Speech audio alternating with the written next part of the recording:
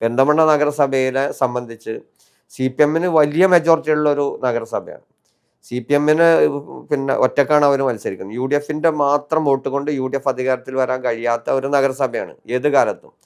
ഞങ്ങളെ സംബന്ധിച്ച് ഇവിടെ അധികാരത്തിൽ വന്നത് CPM-ന്റെ പിന്നെ പഴയ കാല ഈ കമ്മ്യൂണിസം എന്താണെന്ന് പഠിച്ച് വളർന്നു വന്ന പഴയ തലമുറയിൽപ്പെട്ട ആളുകളും ഇന്ന് ഈ കമ്മ്യൂണിസത്തിന്റെ പിന്നിൽ ഉള്ള സാധാരണക്കാരായ ആളുകൾ.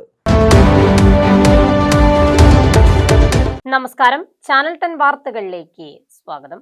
പെരിന്തൽമണ്ണ നിയോജക മണ്ഡലം ക്ലീനാക്കി ടീം UDF. ഇടതുപക്ഷത്തിന്റെ അഴിമതി ഭരണത്തിന് ജനങ്ങൾ നൽകിയ മറുപടിയാണ് LDF-ന് അടിതെറ്റാൻ കാരണമെന്നും ഇടതുപക്ഷ വോട്ടുകൾ തന്നെ നേടാനായില്ലെന്നും പെരിന്തൽമണ്ണ നഗരസഭ മുൻ പ്രതിപക്ഷ നേതാവ് പച്ചേരി ഫാറൂഖ് പറഞ്ഞു. ചാനൽ 10 ന്യൂസിനോട് പ്രതികരിക്കുകയായിരുന്നു അദ്ദേഹം. 30 വർഷത്തിലധികമായി ഇടതുപക്ഷം കൈവിടാതെ സൂക്ഷിച്ച പെരിന്തൽമണ്ണ നഗരസഭയും EMS-ന്റെ ജന്മനാടായ ഏലംകുളം പഞ്ചായത്തുമടക്കം പെരിന്തൽമണ്ണ നിയോജക മണ്ഡലത്തിലെ മുഴുവൻ തദ്ദേശ സ്വയംഭരണ സ്ഥാപനങ്ങളും പിടിച്ചെടുത്താണ് ഈ ഇലക്ഷനിൽ ഐക്യ ജനാധിപത്യ മുന്നണി തരംഗം സൃഷ്ടിച്ചിരിക്കുന്നത്. പെരിന്തൽമണ്ണ നിയോജക മണ്ഡലത്തിൽ മാത്രമല്ല, മലപ്പുറം ജില്ലയിലും സംസ്ഥാനമൊട്ടാകെയും UDF-ന്റെ തേരോട്ടമായിരുന്നു ഈ തദ്ദേശ തിരഞ്ഞെടുപ്പിൽ. ഇടതുപക്ഷത്തോടുള്ള ജനങ്ങളുടെ ഭരണവിരുദ്ധ വികാരമാണ് തിരഞ്ഞെടുപ്പിലൂടെ പ്രകടമായതെന്നും പെരിന്തൽമണ്ണ നഗരസഭയിൽ പ്രവർത്തകരുടെ വോട്ട് തന്നെ ഇടതുപക്ഷത്തിന് നേടാനാവാത്തതാണ് പരാജയത്തിന് കാരണമായതെന്നും നഗരസഭ മുൻ പ്രതിപക്ഷ നേതാവ് പച്ചേരി ഫാറൂഖ് പറഞ്ഞു. ചാനൽ 10 ന്യൂസിനോട് പ്രതികരിക്കുകയായിരുന്നു അദ്ദേഹം. പെരിന്തൽമണ്ണ നിയോജകമണ്ഡലത്തിലെ കഴിഞ്ഞ തെരഞ്ഞെടുപ്പിന് ശേഷം ആകെ വെട്ടത്തൂർ പഞ്ചായത്ത് മാത്രമാണ് UDF-ന്റെ കൈകളിൽ ഉണ്ടായിരുന്നത്. ഏലംകുളം പഞ്ചായത്ത്, ഈ 2 പഞ്ചായത്തുകൾ ഒഴിച്ച് ബാക്കിയെല്ലാം CPM-ന്റെ കൈകളിലായിരുന്നു. അതിൽ ഏലംകുളം പഞ്ചായത്ത് കഴിഞ്ഞ ഒരു വർഷം മുമ്പ് വലിയ വിവാദമായതാണ്. ഏലംകുളം പഞ്ചായത്ത് അതായത് EMS-ന്റെ നാടാണ്, CPM-ന്റെ ഉരുക്ക് കോട്ടയാണ്. പെരിന്തൽമണ്ണ നഗരസഭ പോലെ തന്നെ ഉരുക്ക് കോട്ടയാണ്. ആ പഞ്ചായത്ത് അവർ തിരിച്ചു പിടിച്ചത് അവരുടെ പ്രസിഡന്റ് തന്നെ ചാനലിന് അഭിമുഖം കൊടുത്തപ്പോൾ നമ്മളൊക്കെ കണ്ടതാണ്. കാശ് വാങ്ങിയിട്ടാണ് ആ പഞ്ചായത്തിലെ ഒരു മെമ്പർ ഇവിടെ LDF-ന്റെ കൂടെ വന്നത് എന്നുണ്ട്. അങ്ങനെ ചാക്കിട്ട് പിടിച്ചുകൊണ്ട് ഏലംകുളം പഞ്ചായത്ത് CPM-ന്റെ കൈകളിൽ വരികയും, എന്നാൽ ഇന്ന് പെരിന്തൽമണ്ണ നിയോജകമണ്ഡലത്തിലെ ചരിത്രത്തിൽ ആദ്യമായി ഏകദേശം 40 കൊല്ലത്തിലധികമായി ഭരിക്കുന്ന CPM പെരിന്തൽമണ്ണ നഗരസഭയിൽ, ആ നഗരസഭ UDF ശക്തമായി തിരിച്ചു പിടിച്ചിരിക്കുകയാണ്. ചരിത്രത്തിലാദ്യമാണ് അത്. അതോടൊപ്പം തന്നെ ഏലംകുളം പഞ്ചായത്തും ഈ ചാക്കിട്ട് പിടിച്ചതിന് ഒരു തിരിച്ചടി എന്നോണാണ് EMS-ന്റെ നാട് എന്ന് അവകാശപ്പെടുന്ന ഏലംകുളം പഞ്ചായത്തും UDF ശക്തമായി തിരിച്ചു പിടിച്ചിട്ടുണ്ട്. അതേപോലെ തന്നെ ശക്തമായ CPM-ന് ശക്തമായി വേരോട്ടുള്ള CPM-ന്റെ പഞ്ചായത്ത് എന്ന് അവകാശപ്പെടുന്ന പിലാമന്തൂർ പഞ്ചായത്തും തിരിച്ചു പിടിച്ചിട്ടുണ്ട്. സംസ്ഥാന സർക്കാരിന്റെ അഴിമതി ഭരണവും തദ്ദേശ തിരഞ്ഞെടുപ്പിൽ ഇടതുപക്ഷത്തിന് തിരിച്ചടിയായെന്നും അദ്ദേഹം പറഞ്ഞു. നഗരസഭയിൽ LDF-ന്റെ സിറ്റിംഗ് സീറ്റുകൾ തന്നെ UDF-ന് പിടിച്ചെടുക്കാനായി. മുൻ നഗരസഭ ചെയർമാൻമാരായിരുന്ന P. ഷാജി, C. ദിവാകരൻ, മുഹമ്മദ് സലീം അടക്കമുള്ളവരുടെ വാർഡുകളിൽ പോലും ജനങ്ങൾ ഇടതുപക്ഷത്തെ കൈവിട്ടെന്നും അദ്ദേഹം പറഞ്ഞു. പെരിന്തൽമണ്ണ നഗരസഭയിലെ സംബന്ധിച്ച് CPM-ന് വലിയ മെജോറിറ്റി ഉള്ളൊരു നഗരസഭയാണ്. CPM-ന് പിന്നെ ഒറ്റക്കാണ് അവർ മത്സരിക്കുന്നത്. UDF-ന്റെ മാത്രം വോട്ട് കൊണ്ട് UDF അധികാരത്തിൽ വരാൻ കഴിയാത്ത ഒരു നഗരസഭയാണ് ഏത് കാലത്തും.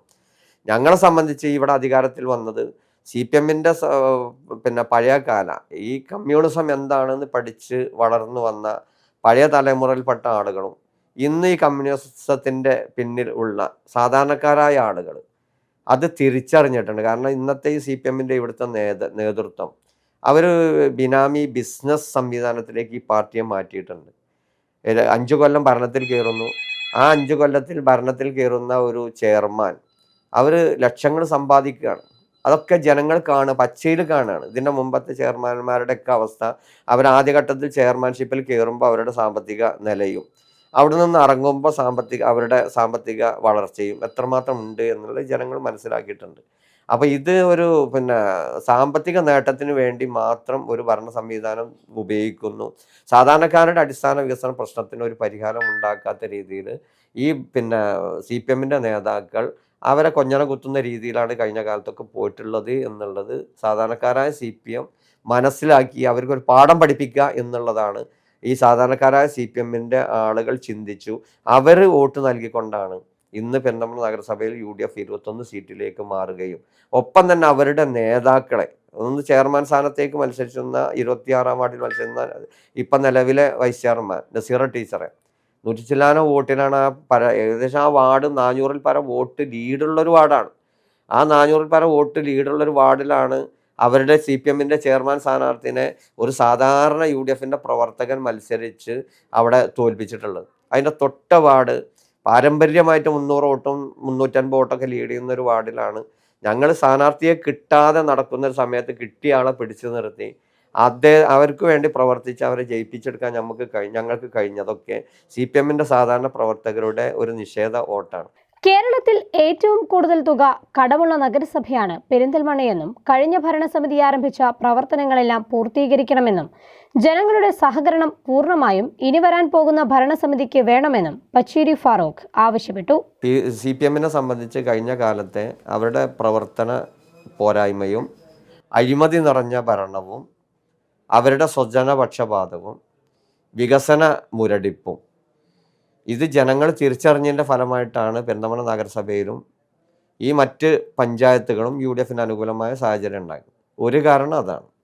രണ്ടാമത്തെ കാരണം സംസ്ഥാന ഗവൺമെൻറ്റിൻ്റെ അഴിമതി നിറഞ്ഞ മുഖ്യമന്ത്രിയും മകളും മരുമകനും കൂടി ചേർന്നിട്ടുള്ള വൻകിട കോടികളുടെ അഴിമതിയാണ് ഈ സംസ്ഥാനത്ത് നടന്നുകൊണ്ടിരിക്കുന്നത്.